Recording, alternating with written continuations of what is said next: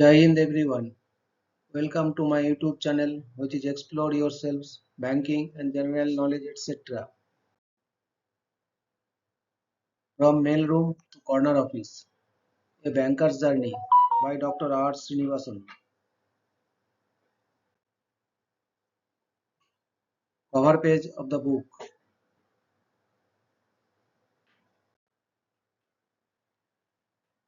Today that is 2nd September 2025. I am sharing episode number 20. YouTube link of earlier episode 1, 2, 3, 4, 5, 6, 7, 8, 9, 10, 11, 12, 13, 14, 15, 16, 17, 18, 19 is available here. The chapter Bank of India and IBA Mumbai is continuing.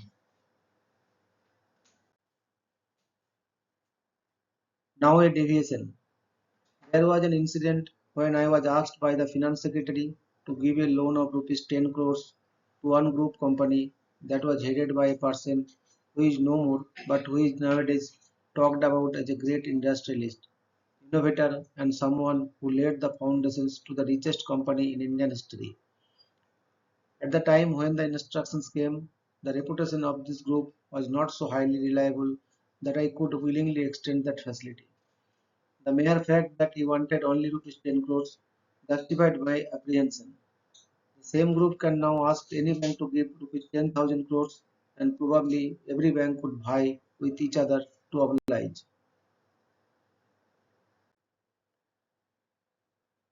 In view of my reservations, I was later on rebuked by the same bureaucrat for not carrying out his oral request made at the instance of, as he claimed, the top boss. I was told that I had let him down, and with what face would he meet with this powerful man if he was not able to get this simple thing done. I had consulted with the government nominee on our board, who was a Satyavadi, and shared my concerns on this matter. He told me that if I was not comfortable, I should not do it. He also advised that to safeguard my position, I should bring this matter before the board and that he would veto the subject. If anyone asked me, I could always say that the government nominee did not approve my extending the facility. We had such clean member on our board. About the standard of other members on the board, I will write separately. On my next visit to Delhi, I called on the top boss and explained how I could not call upon myself to give the loan. He was as usual gracious to accept my explanation and closed the matter. Subsequently, the same bureaucrat went to tell the boss that Srinivasan did not carry out his instructions. He did not like the idea that the boss was kind to me, and so he used this instance to create a bad impression about me in the minds of the boss. The complainant was told that Srinivasan had already explained the matter, and so it need not be pursued. Similarly, there was a most powerful godman with a long beard and easy access to the powers that were in Delhi. I happened to know him too. One evening, I was invited for a dinner at the Mumbai home for a flamboyant businessman from the south who made money out of water and was flying like a king and was fishing for feminine beauties. There again, this powerful Swami was present. He asked me that I should give this businessman rupees 10 crores. I tactfully avoided the matter. All of us knew that this businessman earned the wrath of many bankers who, one after the other, are now calling him a willful defaulter and an absconder. Efforts are put to extradite him. I got a feeling that the godman wanted the business magnate to borrow from the bank and pass it on to him so that it would be the bank that would lose the money if the loan is not repaid and the businessman had nothing to lose. An interesting aspect was that the said godman wanted to pay a visit to my residence, the residence of the CMD of Bank of India, immediately after dinner or the next morning. I tactfully avoided this request as well, saying that he was such a popular man that if he visited my residence, there could be a stampede and lot of unnecessary publicity that I said I was afraid of. He believed me and dropped his request. I would like to write about an incident that happened during my chairmanship of Bank of India that has nothing to do with the working of our bank or staff. It relates to one of our country's aircraft getting involved in alleged drug smuggling activity and the political fallout.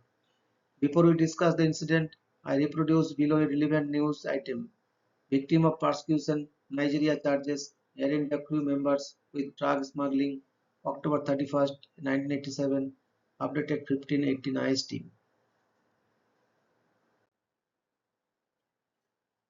Air India Airbus in deep trouble by its behavior over the past 7 weeks. The Nigerian government has earned itself an unflattering reference in aviation history.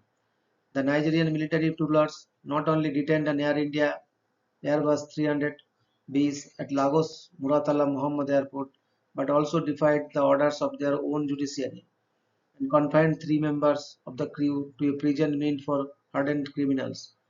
The detention of the airliner, whose crew has been charged with carrying 32.4 kg of cocaine, has led to an extended diplomatic and legal tussle between India and Nigeria. Area 9.24 lakh square kilometer, population approximately 100 million. While officials of the Civil Aviation and External Affairs Ministries flew to Lagos to bail out the crew, the airline ticked up a loss of $1,20,000, rupees 15.6 lakh daily. The Nigerians demanded a $32 million, rupees 41.6 crore bank guarantee for the release of the aircraft, a record amount. The aircraft itself cost rupees 50 crores. Air India also faces the risk of paying over rupees 10 crores as penalty to the Nigerian customs. The story began on August 25, 1987, when Air India's flight from Mumbai to Lagos via Nairobi landed at Muratala Airport with over 150 passengers on board. Soon after the passengers disembarked, flight purser N. Kalidasan noticed some packages thrown on the floor at the rear of the Airbus.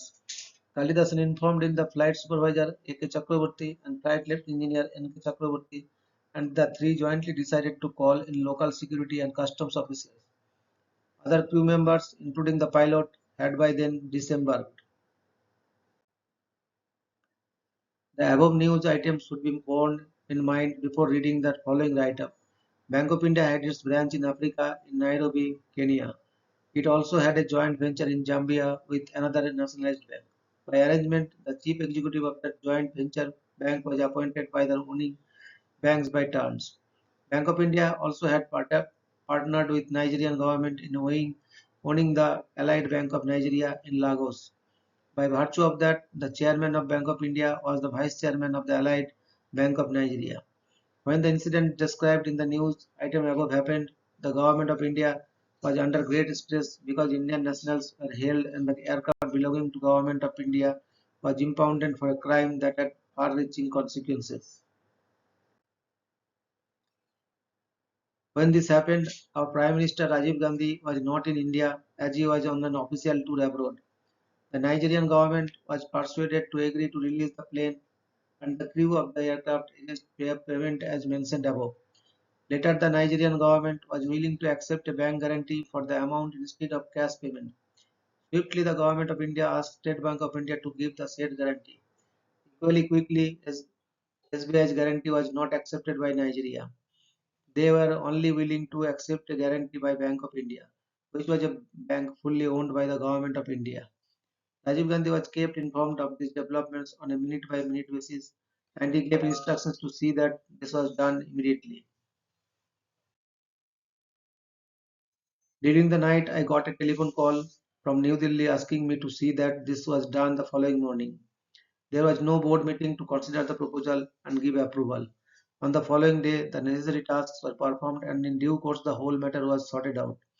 What is interesting to note is that SBI was not considered as a good risk, but Bank of India was. Sometimes an ant is more powerful than an elephant.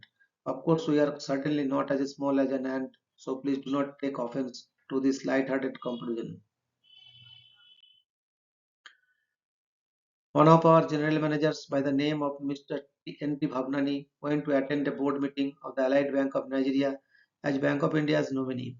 When he came back, he reported that he had seen the plane standing at the airport and being well guarded. Sometime later, I also visited Nigeria.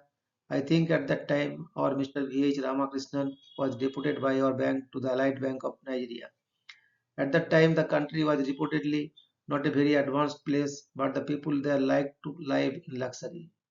Many modern gadgets could be found in the houses of the locals. My stay there was just for one day, so I did not gain much knowledge about the country or its people. But I found an amazing practice there. On the main highway, vehicles moved very slowly, almost at snail's pace. This was deliberately practiced. People in the cars can had enough time to bargain and buy many different things offered by local businessmen and women who were walking along the slowly moving cars.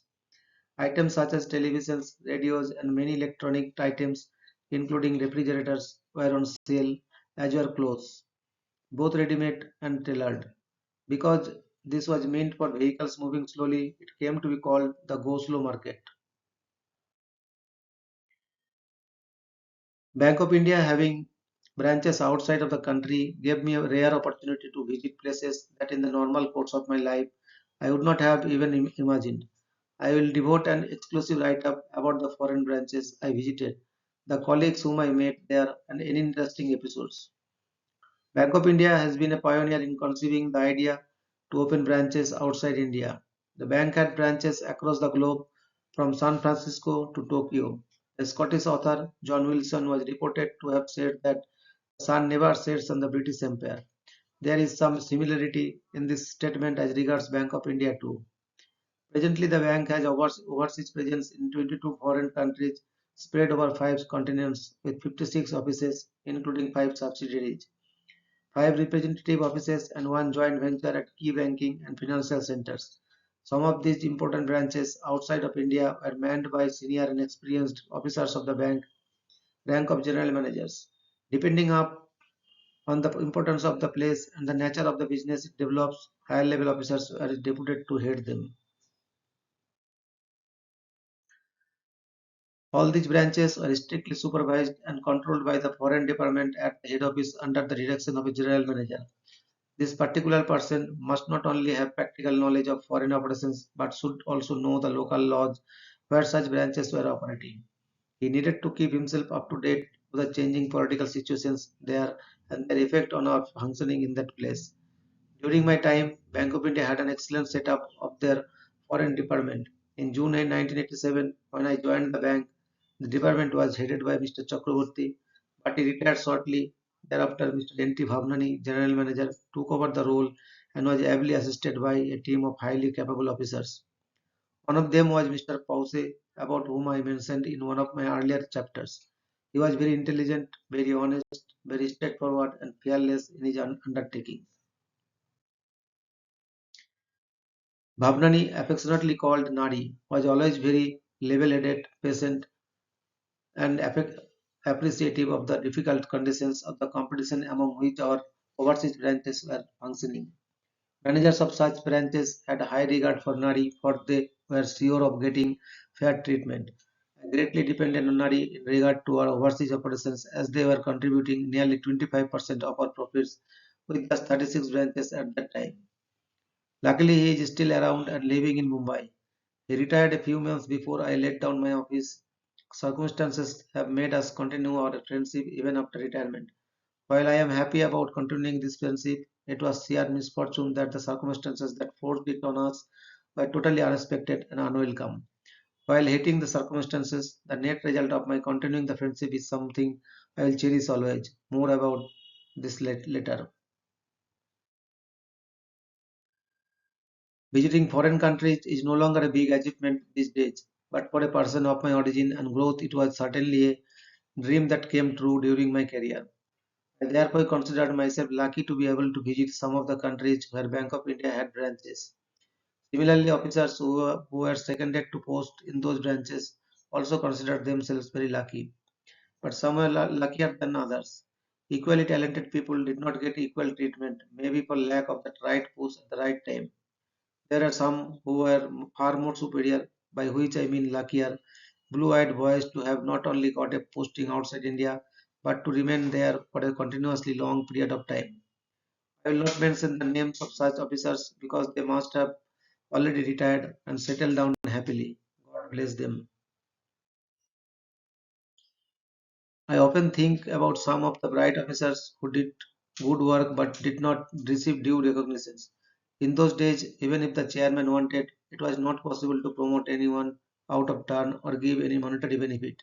I therefore thought of rewarding such deserving officers in a different way.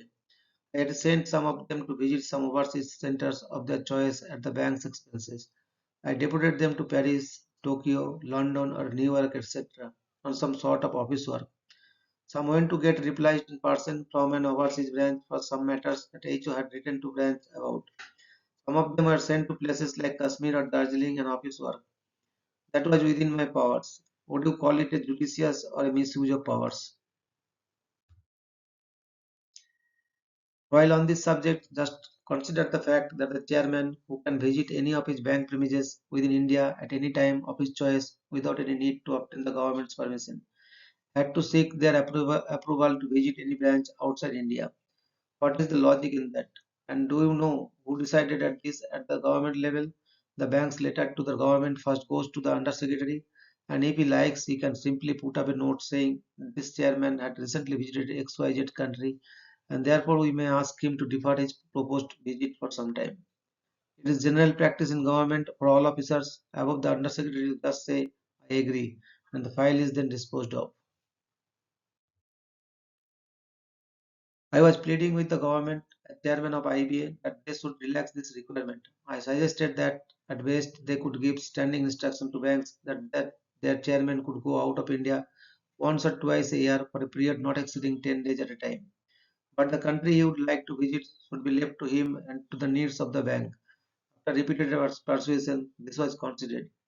Many present-day chairmen may not know how difficult it was to make the government loosen its grip on the bank chiefs. A couple of years later, while reviewing the request of an officer posted abroad for an extension of stay there, it came to light that it was a strange case. There was an officer who already held a green card of the USA who was helped by the management quite contrary to the rules that said no such person should be given foreign posting, and yet he was sent abroad.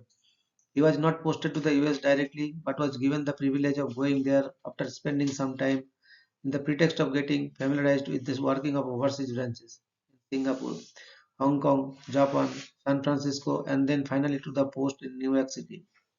Reason for this special favor and who influenced the decision are matters that are still a mystery to me. Instead of feeling grateful for such a privileged treatment, the said officer did a monumental disservice to the bank. I had visited UK, Hong Kong, Singapore, Japan, France, and USA during my stay in the bank. I was not allowed to go abroad a few months before I was due to retire. It may be recalled that on the day I was taking over charge of the bank, the person holding that position was getting abroad only to come back and retire very soon thereafter. I had mentioned this in my earlier write-up. We should not waste time trying to find out logic behind such bureaucratic decisions. Due to non-availability of data, I am unable to maintain a sequence on these narrations, so I will write at random. One of my earliest visits was to Hong Kong, where we had one branch there and another in Kowloon. Hong Kong was the main branch, and the manager was Mr. Prasad, a fine gentleman and a knowledgeable person. And under his direction, the branch was fairly well organized. I spent nearly 9 days there in total. All that I knew about the place, the British Protectorate in those days, was only the hotel where I was put up and the two branches I visited. I did not go anywhere beyond that. One exception was to see a film in the evening of the day I landed, which was The Last Emperor, a highly acclaimed movie. I remember that the cinema theater was good and very comfortable. Both Mr. Prasad and I went and found our seats. The next thing I knew was that Mr. Prasad was waking me up and telling me that we should leave as the movie was over. I had happily slept through the entire movie due to jet lag. Much later, I got a DVD of the film to see what I missed. Every day I spent in Hong Kong was in the office reviewing every borrower's account and taking decisions to safeguard the bank's interest. Every invitation from the clients of the bank for lunch or dinner was politely declined. But before my tour concluded, the bank organized one dinner to which all our valued customers were invited. Those who came remarked that it was the first time that the bank was playing host to them. On the penultimate day of my visit, I was sitting in my room in the office and counting my available foreign exchange when a customer walked in. He asked that what I was doing. I told him that I was checking to see if I had enough money left with me to pay my hotel bill. He expressed surprise and asked me why I was bothering myself about this. He added that it was the practice followed till then that this minor task was taken care of by the clients of the bank. I replied to him that he did not need to bother to take that trouble in my case. In May 1989, I visited Japan. I took permission from the government to take my wife and youngest son Srivas along with me on the conditions that I meet their expenses from my own pocket. We had two branches, one in Tokyo and another in Osaka. Bank of India was the first bank from India that was permitted to accept deposits in Japan. The State Bank of India was also operating in Tokyo at that time but was not authorized to take deposits. Even though Tokyo had many attractions to visit, the only luxury I availed of was to watch a sumo wrestling match, and only because it was after the banking hours. My wife and son had a nice and enjoyable time because our Japanese chief executive, Mr. Mukherjee, son and his wife were kind to take care of them and show them around. As we had only two branches but many Indians were living in Kobe, I suggested to our Tokyo office to have a representative station in Kobe for a particular day of the week and collect deposits from those Indians who were willing to open their accounts with our Tokyo office. This method of operating beyond your area of operation was practiced by a foreign bank, and therefore I thought of doing it in our bank as well. I do not know whether this is still in operation or discontinued. I visited London and a few other branches in UK and also the one in Jersey in the Channel Islands between England and France. I did not need to go on pleasure trips as I had known London so well that I could act as a guide for visitors. During my tenure, we had Mr. Joshi and later Mr. Jatigaokar managing the London office and controlling other branches, one after the other. It was during the time of Mr. Jatigaokar that he took me to our branch on the island of Jersey with a population of only 80,000 people. It was a tax haven for people and had a high GDP. Every family had a house and a car, and many people had their accounts with our bank. Jatagaonkar was subsequently posted as general manager of our New York branch. For the first time in the UK, I introduced the idea of a drive-in locker in our Leicester branch. This was modeled on the lines of a drive-in locker branch that was inaugurated in Kolkata by Jyoti Basu and Pranab Mukherjee when I was the chairman and managing director of Allahabad Bank. The success and popularity of the experiment encouraged me to try this in the UK as well. While visiting a branch in North London, I stopped at the desk of a clerk, an Englishman who was writing an address on an envelope. I found that his way of writing occupied the whole front of the envelope. So I sat with him and explained how addresses should be written. I said that the space should be mentally divided into four parts, like top left, top right, bottom left, and bottom right. The top left-hand space was to be used to write book post or registers or personal or urgent, etc. Top right-hand quadrant for appending postal stamps or for franking the postage. Bottom left-hand for writing the address of the sender. And the bottom right-hand area to write the name and address of the person to whom the contents of the envelope are intended. The clerk listened patiently and wrote the envelope as advised. He was very happy at the outcome. He said he had learned something which he could never forget in his lifetime. I felt very happy that I had carried my experience gained when I was a clerk in the office of the South India Teachers Union, where I had to write about 6,000 envelopes every month to dispatch their monthly journals. South Indian Teacher in English and Balar Kalvi in Tamil. Balar Kalvi means education of youngsters. I had visited our branch in Nairobi, Kenya, and from there went to Livingstone and saw the famous falls there. This is a natural waterfall and one of the wonders of the natural world. Although there was a visa system in place, the authorities who were interested in promoting tourism allowed visitors to visit their passports and entrance and take it back when returning in the evening of the same day. I went to Paris in France where we had a manager called Mr. Usgaonkar. I do not know where he is today. He was a very simple person. There was another officer by the name of Mr. Ravi Kumar, who later on left our bank to join ICICI Bank, where he rose to a very senior position. He was a very dynamic officer and he climbed the career ladder purely on his own merits. Soon after I had visited New York and San Francisco offices, the manager in New York City was a qualified CPA in that country, and he had almost completed the duration of his posting and was due for repatriation. This became a controversial issue later on. When I visited our New York office, he took me to his house one day for lunch and introduced me to his widowed mother and his physically and mentally handicapped son, for whom no proper treatment was said to be available in India. He requested me to give him a small extension of his stay in USA and undertook to return to India without seeking further extension. His request was duly processed at the head office and on proper recommendation. I approved it purely on humanitarian grounds.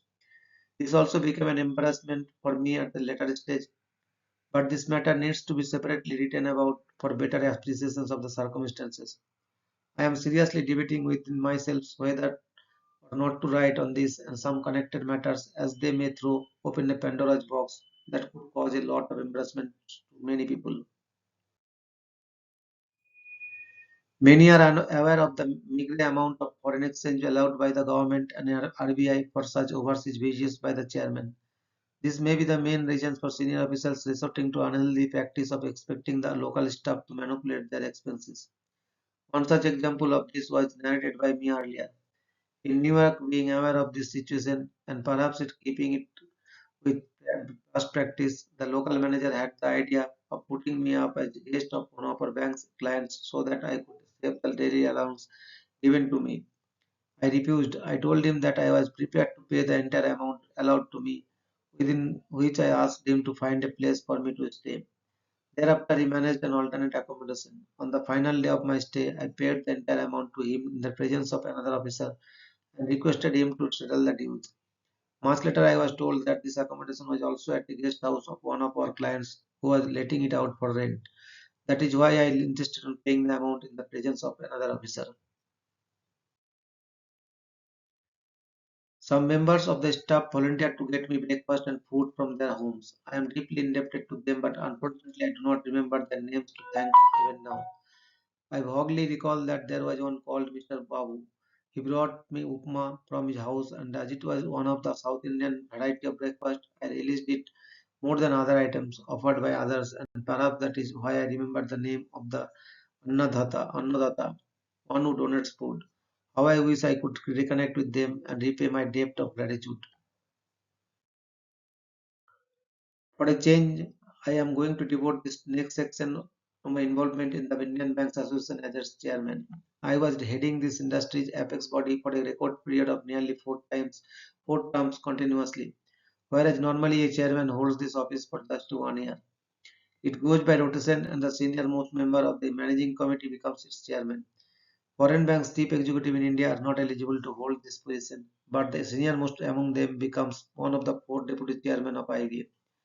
During my tenure as chairman, what could be claimed as achievements were bringing food to India, submitting to submit report to RBI on the practices followed by some of the important central banks of the world in the matter of currency management, the signing of the fifth bipartisan settlement, establishing the bank's sports board, initiating the process of buying our own premises for IBA, persuading the unions and associations to accept the offer of pension for bank employees, and most importantly, making this agreement valid for a 5 year period, which was unprecedented and still remains a record to this day. As mentioned above, one of the most important and high priority jobs that I had to undertake was to conclude the fifth bipartisan settlement. Negotiations were held between IBA and the employees' unions on one side and officers' associations on the other side simultaneously. Meetings were held not only in Bombay but at different locations to suit the convenience of the participants. Biparty negotiations and settlement means negotiations between the managements of banks who are members of IBA after obtaining their consent duly approved by their respective board of directors on one side and the employees of all banks on the other. There are two categories of employees, one clerical and subordinate staff and two officers. There are seven levels of officers, but IBA was just supposed to negotiate the wages of officers only up to the level of 3. Higher levels of officers were automatically given proportionate benefit in their wages and emoluments. Employees formed themselves in an employees union or officers association. This was the process of collective bargaining practiced by the industry. I remember such meetings taking place in Hyderabad at the Andhra Bank premises in Sultan Bazar, in Madras at the office of Indian Bank on First Line Bridge, Beach Road, and so on. In addition to these, smaller groups used to meet outside the routine meetings. In fact, such smaller groups meeting were the ones that were often more productive. That is where I was able to establish mutual confidence with the union and the association chiefs. The regular meetings were more public consumption and many times they were for the sake of records. In the whole process of protracted wage negotiations, I was greatly assisted by the then Secretary of IBA, Mr. Bakshi, who was an officer of State Bank of India and whose service were loaned to the IBA. I would say that he was an asset to the IBA and crucial to the wage negotiation process. He was very level-headed and never lost his temper. Even when under extreme provocation, another person was the late Venkatachari from State Bank of India, who was in the legal department and who had very deep knowledge of labor laws and was an expert in negotiations. I learned a lot from those two people. Many times the negotiations would go on for hours and hours, and the net result would be nothing much. It used to be very frustrating, and it could seem that I was wasting my time while my work as chairman of Bank of India would be suffering. I had to come back from these negotiations and then attend to the pending work in the bank before returning home. We never had the practice of reporting the progress of the negotiations to the government in writing. Instead, this called the periodical visit to Delhi to keep their powers that be posted with developments. In the whole exercise, I had the fullest understanding and trust from the participants on the other side of the table. Employees unions recognized my keen interest in the welfare of the staff. They also recognized that I started my banking career as a union member. At the same time, they also appreciated my changed role as the chief of IB. They saw that I was very straightforward and never hesitated to tell truth that many times could be unpleasant. They also knew that if I agreed to do something for them, they could recount on my assurance. And similarly, if I had said that I could not appreciate any of the demands, they knew that it was futile to waste time negotiating that point. I would like to make a special mention of leaders from the other side. The late Tarakasar Chakraborty of AIBA from Central Bank of India, Mr. Godbole from ICOBO from State Bank of India, and Mr. Santiranjan Sen Gupta also from ICOBO from Bank of India. Names of the other leaders are not mentioned, not because they were less important, but because only the leader matter. While everything was going on smoothly, there was one occasion that I lost my patience and gave vent to my feelings at a meeting held in Andhra Bank, Hyderabad. It was around midnight that the leader of SBI Union, who also hailed from the same place, was passing very snide remarks and aspersions that made me leave it. My recollection is that his name was Mr. Lakshmi Narsaiya, NCB. Heated exchanges followed and the meeting was abruptly postponed. When the tempers cooled, all of us became friendly once again and carried on. The minister in charge of banking, who enjoyed the confidence of the Prime Minister, reposed full confidence in me and gave me the freedom to handle the negotiations on the best of terms. Periodically, I kept him and his boss informed of the progress made. It was my burning desire that during my chairmanship of IBA, I should do something of everlasting significance. One of my friends in New Bank of India suggested during my tenure as deputy chairman, I should think about creating a sports wing in IBM. I gave shape to that idea by trying to find out what some other organizations were doing to promote sports. For instance, the railways had its own sports wing, airlines had its own, and some big corporates were promoting sports and sports persons, including athletes. Many participants in the Olympics also belong to such institutions. Track and field athlete PT Usha is one such example. I thought that a banking industry with nearly 12 lakhs employees must have a lot of talents. So why not organize them in a systematic manner and groom them, giving incentives and encouragement? Luckily, when I discussed this matter with the Secretary of IBA, Mr. Bakshi, he was very positive and responded enthusiastically. And so we got down to work on the nitty-gritty. We formed a core committee with Mr. Ajit Wadekar, former skipper of the Indian cricket team, and a handful of sportsmen drawn from the banking fraternity. We had hockey players, football players, chess, carom, and so on. Mr. Wadekar and Mohammad Azharuddin were working in State Bank of India. With the help of and guidance from these eminent people, Indian Banks Association was able to create a new entity called Banks Sports Board. This body, although formed within IBA, had independence to formulate their own policies and promote exports of any kind with the talent available among the bank employees spread all over India. At every annual general meeting of the IBA, a separate general meeting of the bank's sport board was also held, and all detail of activities, along with accounts of income and expenses, were fully furnished to the general body. Thus, the activities of BSB became more attractive and popular. The chairman of IBA also was the chairman of BSB. I recall that this bank's sports board was in existence for nearly 6 years or possibly longer. I do not know when, why, and who took the decision to wind it up, but it has ceased to exist. Continuing my narrative on IBA and its activities, I must mention the initiative the government and Reserve Bank of India took to bring SWIFT to India. For those who may not be familiar with SWIFT, I give below a broad perspective of what it is and its usefulness for banks all over the world. The Society for Worldwide Interbank Financial Telecommunications (SWIFT) provides a network that enables financial institutions around the world to send and receive information about financial transactions in a secure, standardized, and reliable environment. SWIFT also sells software and services to financial institutions, much of it for use on the SWIFT network and ISO 9362. Business identifier codes are popularly known as SWIFT codes. The chairman of SWIFT was Uair Shah, originally from Pakistan, and its CEO is Gottfried Lippbrand, originally from the Netherlands. The majority of international interbank messages was the SWIFT network. As of September 2010, SWIFT linked more than 9,000 financial institutions in 2009 countries and territories, who extend an average of over 15 million messages per day compared to an average of 2.4 million daily messages in 1995. SWIFT transports financial messages in a highly secure way but does not hold accounts for its members and does not perform any form of clearing or settlement. SWIFT does not facilitate fund transfer, rather it sends payment orders, which must be settled by correspondent accounts that the institutions have with each other. Each financial institutions to exchange banking transactions must have a banking relationship by either being a bank or affiliating itself with one or more so as to enjoy those particular business features. SWIFT was founded in Brussels in 1973 under the leadership of its inaugural CEO Karl Rauterskild 1973 to 1983 and was supported by 239 banks in 15 countries. It started to establish common standards for financial transactions and a shared data processing system and worldwide communications network designed by Logica.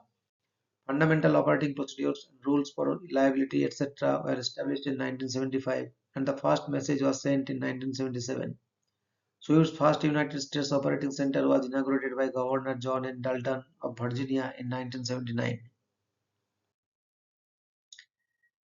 A team of delegates was formed by a Reserve Bank of India that consisted of a Deputy Governor of Reserve Bank, the Additional Secretary from Banking Divisions, and the Chairman of IBA. I lucky to have been the Chairman of IBA at the relevant time, and this gave me an opportunity to associate myself with the other two dignitaries and go to Brussels to negotiate with the SWIFT authorities to get India admitted as a member of the SWIFT users group and starts using the codes. Our first visit was concerned with understanding that's what SWIFT was, what were the conditions of membership, and what the financial implications for India were if it was admitted to the group, etc. At the end of the 3 day negotiations, it was made clear to our team that we are not equipped to become a member. The SWIFT authorities guided us to complete certain procedural formalities and then renew our applications for consideration at their next year's admissions process.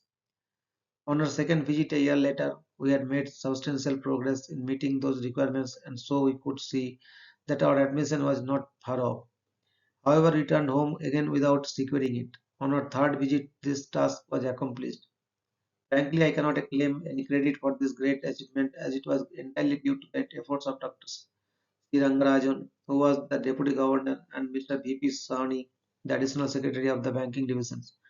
All of us know that Dr. Rangarajan later became the Governor of RBI, then Deputy Chairman of Planning Commission, and finally the Chief Economic Advisor to the Prime Minister Manmohan Singh. Brussels is one country that did not require a visa to enter. It is a beautiful country with excellent climate and greenery everywhere. And this is yet another instance to demonstrate how lucky I have been in my life to be part of such delegations and have visited countries that in normal course of my life I would have hardly imagined to visit. God is great. Along with such activities, the wage negotiations was also going on. On one occasion, I happened to be with the boss.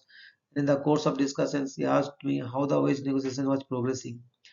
I replied that as usual with such negotiations involving so many different unions with their affiliations to different political parties, progress was long and drawn out. Yet I assured him that we would conclude the agreement soon. At the end, I volunteered to inform him that I was thinking of offering pension benefit to bank employees. I was justifying my proposal by pointing out that State Bank of India already had this privilege. In addition, Allahabad Bank was extending this facility to the employees who were on their rolls prior to that bank becoming nationalized. After hearing me, he asked me why I was making such a stupid suggestion of offering a pension to bank employees who were not known not to work seriously and the salary they were getting itself was something like a pension. I was rendered speechless when my suggestion was called this. However, he was considerate to ask me for my justification. Suddenly, from nowhere, I had a brainwave. I said, sir, there are more than 12 lakhs bank employees in the country, and in each employee's house, there were at least 5 voters. That would mean we get 60 lakhs voters on our side. I said it would take some more time to thrash out details, and we would ensure that the cost burden was not much on the exchequer. He smiled and said, okay, go ahead. But, but when I came back and privately shared this with the top union leaders, they were very hesitant to accept the offer. I had to use all my skill to make them express their willingness to accept the proposal. I convinced them that any benefit once given could never be withdrawn, and with every revision of the wages, the quantum would also grow. This appealed to them. Only this suggestion had emanated and moved step by step over the pyramid. We can imagine that we would never have been seen the pension scheme for bank employees. Although it took considerable time to work out the modalities, we are aware that many employees were very reluctant to accept this but regretted their decision later. Many more opted for it when another chance was offered on certain conditions. By that time, I was not in the scene. In due course, the pension benefit was made applicable to officers also. Subsequently, the government extended the benefit with suitable modifications to the executive directors and chairmen of banks also. If I may add a personal note, I am not considered eligible for pension because the scheme envisaged pension to only be available for those who became CMD after 1986, and I became chairman in 1981. I have no regrets because God has given me much more than the amount of pension I would have been eligible for. One of the historical achievements of Fifth Biparty was that the agreement was for a period of 5 years instead of normal 4 years, and in exceptional case of 3 years. Never in the history of industrial relations in our country has any settlement been made applicable for 5 years. The unions and associations were magnanimous to concede to this request from me in return for some other gestures from the management side.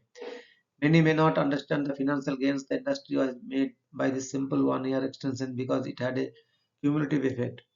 Every future agreement automatically got postponed by 1 year, and thus the cost benefit was enormous and perennial. One more point I would like to emphasize about this wage negotiations was that for the first time the management side also had its own list of demands put forth before the unions and associations and made them agree to discuss and arrive at some settlement on management issues. All in all, fifth biparty settlement was one of the greatest achievements of my banking career. But let me add that the credit for this should entirely go to the IBA for giving me a free hand, for the government in having confidence in me, and for the friends from the other side of the table to have had a flexible approach of give and take. Until then, it was only for the management to give and unions to take. It is time that I return to write about our own bank and my experiences therein. The chapter Bank of India and IBA Mumbai will continue. Thank you very much for your patience. Request for like, subscribe, and share.